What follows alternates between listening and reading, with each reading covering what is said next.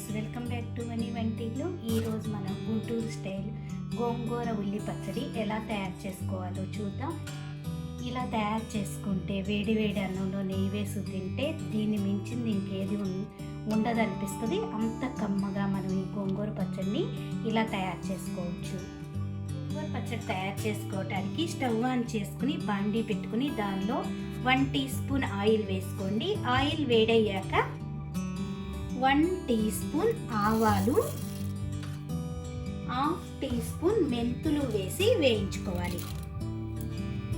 ఆవాలు మెంతులు దోరగా వేగాక దీనిలో మీరు తినే కారాన్ని బట్టి పచ్చిమిరపకాయలు వేసి వేయించుకోండి.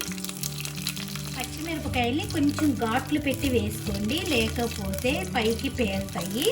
ఇప్పుడు పచ్చిమిరపకాయలు వేగిపోయినాయి. స్టవ్ ఆఫ్ చేసుకుని వీటిని మిక్సీ జార్లోకి తీసుకుందాం. ఇప్పుడు అదే ప్యాన్లో 2 కట్టల గోంగూర తీసుకుని గోంగూరని వేసి ఉడికించుకోవాలి.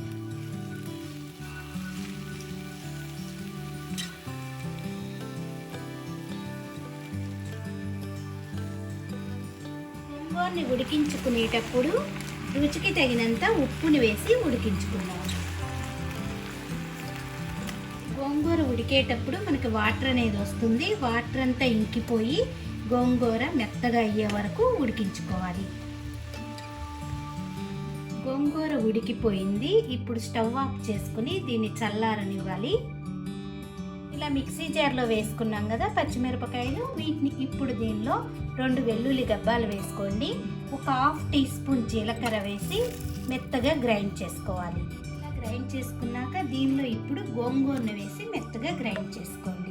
పచ్చడి రెడీ అయ్యింది. ఇప్పుడు దీనికి తాలింపు ఎలా వేసుకోవాలో చూద్దాం. స్టవ్ ఆన్ చేసుకుని బాండీ పెట్టుకుని దానిలో 2 టేబుల్ స్పూన్లు ఆయిల్ వేసుకోండి. ఆయిల్ వేడయ్యాక 4 ఎండుమిరపకాయలు, 7-8 వెల్లుల్లి గబ్బాలని కొంచెం దంచి వేసుకోండి. గోంగూర పచ్చడికి వెల్లుల్లి చాలా బాగుంటుంది.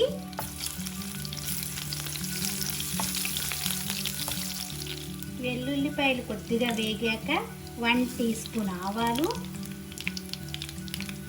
1 టీ స్పూన్ పచ్చిశనగపప్పు, 1 టీ స్పూన్ మినపప్పు, 1 టీ స్పూన్ జీలకర్ర వేసి వేగనివ్వాలి. వేగిపోయింది. దీనిలో కరివేపాకు వేసుకుందాం. అలాగే 1/2 టీ స్పూన్ పసుపు వేసుకోండి. ఇప్పుడు ఒక ఉల్లిపాయని సన్నగా ముక్కలు కోసి వేసుకోవాలి. దీనిలోనే గ్రైండ్ చేసుకున్న పచ్చడిని వేసి కలుపుకుందాం.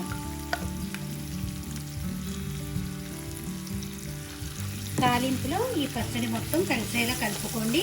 స్టవ్ ఆఫ్ చేసుకుని కలుపుకోండి.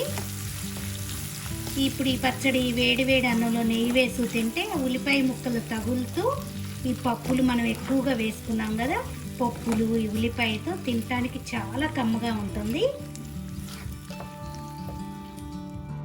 గుంటూరు గోంగూర ఉల్లి పచ్చడి రెడీ అయిపోయింది.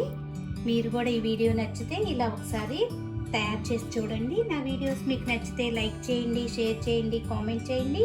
మరిన్ని వీడియోల కోసం వని వంటిల్ని సబ్స్క్రైబ్ చేసుకోండి. Thank you for watching.